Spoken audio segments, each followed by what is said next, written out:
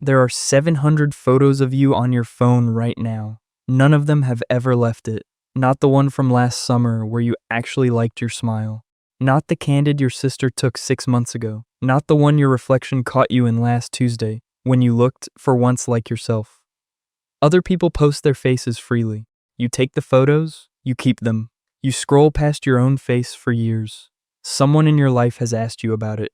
You gave them the small answer, the one that fit the space they offered. The real one sat in your chest with nowhere to go. What's behind that small refusal isn't shyness, and it isn't about how you look. It's something almost nobody around you has the vocabulary for yet. By the time we're done here, you will. From the outside, what someone like this is doing makes very little sense. They aren't avoiding cameras. The opposite, often. Their phone is full of photos of themselves. They take them in good light. They keep the ones they like. They've been known to retake a single image 3 times until something in it lands right, and then nothing happens to it. The photo gets a small private life inside the gallery, gets looked at once or twice in the weeks after, and quietly disappears into the years. Their public face is something else. A profile picture of a window, a book, a drink, a photo of themselves from 6 years ago they haven't bothered to update. Sometimes they appear in someone else's group photo, and it ends up online. And that small accident becomes, for a while, the only image of them anywhere on the internet. They don't take it down. They don't share it either. They just let it sit there, like a face glimpsed through somebody else's window. Friends notice, a few of them ask. The asking is usually gentle, sometimes joking. Why don't you ever post yourself? The person gives a short answer. Shrugs. The asker accepts the shrug because the room can't hold a longer reply. The longer reply has been waiting a long time, and the reasons everyone has guessed for it are not the ones underneath. The first guess people land on is the soft one. They decide this person must not like how they look. It's the kindest theory the watchers have, and it's wrong in a way that's almost touching. Most people who do this have made a kind of peace with their own face that the people guessing at them haven't yet found. They can look in the mirror without flinching. They can be photographed without bracing. The discomfort isn't about the image. It's about what happens to the image after it leaves their hand. So the second theory rises. Maybe this person is hiding something. A job that asks for invisibility. A past they don't want stumbled into. An ex they're avoiding. The watchers like this theory because it makes the absence interesting. The truth is duller and stranger than that. Their life would not become more dramatic if a stranger could put a face to it.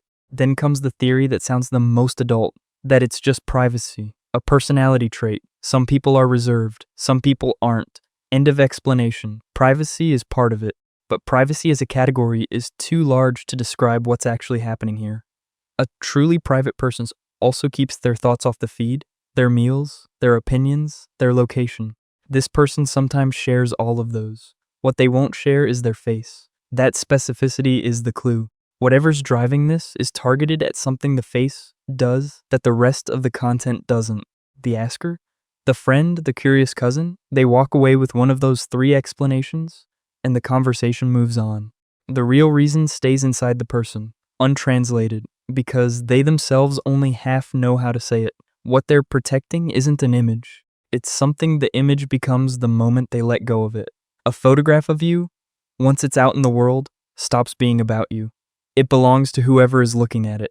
They decide what your expression means. They decide whether you've aged well, whether you look happy, whether the version of you in that frame matches the version of you they've been building in their head. None of those readings need to be accurate to land on you anyway.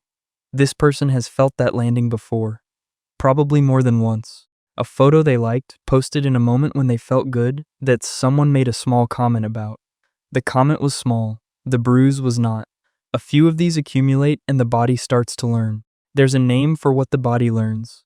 Psychologists call it learned hypervigilance, the slow training a nervous system does when it notices that a certain kind of exposure brings a certain kind of sting. The mind doesn't necessarily remember every individual moment. The body remembers all of them at once. This person's body has decided that putting their face into open air is no longer worth the small, unpredictable wounds that come back from it. There's a second thing happening underneath, and it's harder to name. They've watched what an image of someone becomes when it starts traveling without them. They've seen friends slowly start performing the face the camera rewards. They've felt the small private split that happens when you begin curating yourself for an audience you can't see. When you catch your own reflection and immediately wonder how it would photograph. They didn't want that split to keep widening in themselves, so they kept the face inside the gallery, out of the exchange, theirs. And something they didn't expect started to grow in the space where the public version of their face used to live. What grew there was a quieter relationship with their own face, and a small, lingering ache they hadn't planned on. The relationship is the part most people would envy if they slowed down enough to see it. When your image isn't moving through the world without you, your face becomes yours again. You can catch your reflection in a shop window and not immediately wonder how it would photograph. You can laugh without shaping the laugh for a lens. You can age without comparing this year's posted self to last year's. The fakes becomes a place you live behind, not a product you're responsible for keeping presentable in public. That's a kind of freedom most people walking around right now have never tasted. The ache is the part nobody warns you about. You sometimes feel almost invisible to the people who only know you through screens. An old friend forgets your birthday, in a way they wouldn't have if your face had been showing up in their feed all year. A relative across the world admits they sometimes can't quite picture you anymore. Someone from your past tells you it took them a second to recognize you in person.